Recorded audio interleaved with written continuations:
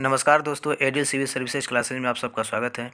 Friends, जैसा कि आप सबको मालूम है कि 68वीं बीपीएससी से बीपीएससी का जो पैटर्न है वो पूरी तरह से बदल दिया गया है और पीटी और मेंस दोनों स्तर पे बदलाव किए गए हैं। तो हम अपने इस लेक्चर में बेसिकली मेंस का जो पैटर्न चेंज हुआ है उस पर चर्चा करेंगे और उसमें जो एसे का जो पेपर है वो जो ऐड हुआ है उस पर हम लोग डिस्कशन करेंगे कि एसे का जो पेपर है उसका क्या पैटर्न हो सकता है। हालांकि आयोग के द्वारा अभी क्लियर नहीं किया गया है कि एसे में कितने एसे पूछे जाएंगे और उसका वर्ड लिमिटेशन क्या होगा।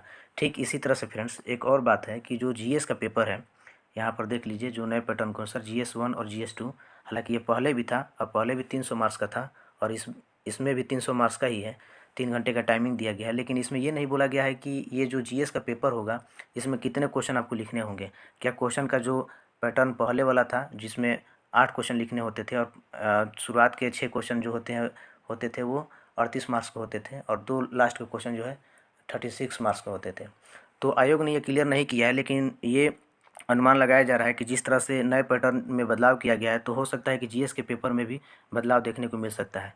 तो हम लोग अनुमान ये लगाएंगे और इसमें चर्चा ये करेंगे कि अगर जीएस के पेपर में बदलाव आता है, उसके क्वेश्चन के पैटर्न में बदलाव होता है तो क्या बदलाव हो सकता है।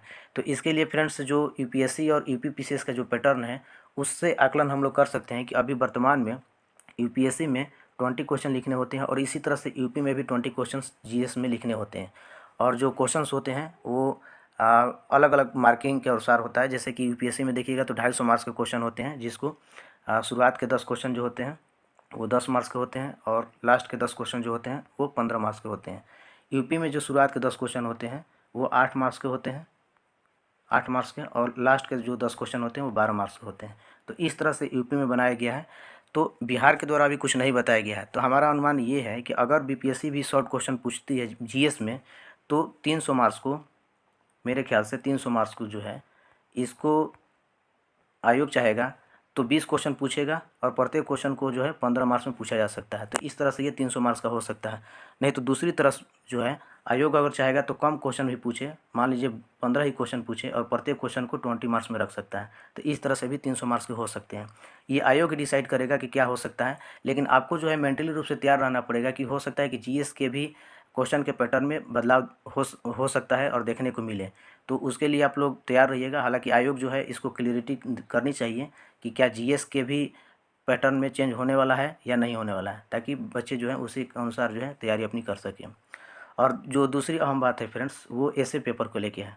हम लोग इस वीडियो में ये चर्चा करेंगे कि जो एसे का जो पैटर्न है वो क्या हो सकता है। तो एसे का भी जो पैटर्न है वो यूपीएससी के पैटर्न को देख के समझा जा सकता है कि बीपीएससी भी हो सकता है कि यूपीएससी का नकल करे या फिर यूपीपीसीएस का नकल करे। तो चलिए हम लोग पहले उनका पैटर्न देख लेते हैं कि यूपीएससी में अभी क्या पैटर्न है और यूपी में क्या है। ठीक है, तो यहाँ पर सबसे पहले यूपीएससी का सिलेबस हम लोग देख लेते हैं, पैटर्न देख लेते हैं एसे का क्या है। तो अभी जो वर्तमान में यूपीएससी में एसे जो पूछा जाता है उसमें 2 एसे लिखने होते हैं। ठीक है, ये सेक्शन 1 और सेक्शन 2 में बटा रहता है। सेक्शन 1 में 4 क्वेश्चन दिए रहते हैं और सेक्शन 2 में भी 4 क्वेश्चन दिए रहते हैं। इसमें से सेक्शन 1 से आपको 1 चूज करना होता है और 2 से भी आपको 1 चूज करना होता है।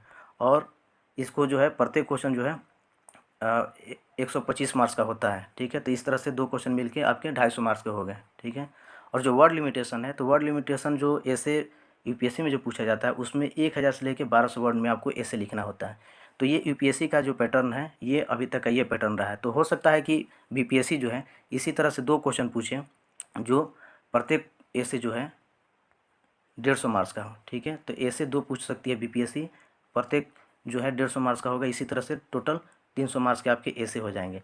लेकिन देखने से व्यवहारिक नहीं लग रहा है, क्योंकि 150 मार्क्स का अगर ऐसे पूछा जाता है बीपीएससी के द्वारा तो वर्ड लिमिटेशन जो है इसको सरपास उसको करना पड़ेगा, जो कि देखने से ज़्यादा व्यवहारिक नहीं लग रहा है कि यूपीएससी को वो सरपास करेगा।